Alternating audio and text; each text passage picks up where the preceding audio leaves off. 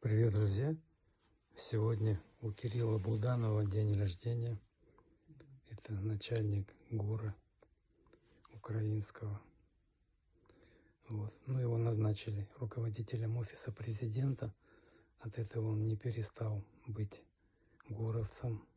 А знаете ли вы, что Кирилл Буданов на каждый день рождения свой, раз в году, не только получает подарки, но он любит готовить подарки, он любит дарить подарки.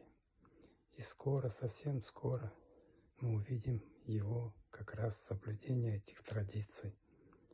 Он приготовил большой подарок, яркий, звонкий, шумный, с огнями, с фейерверками.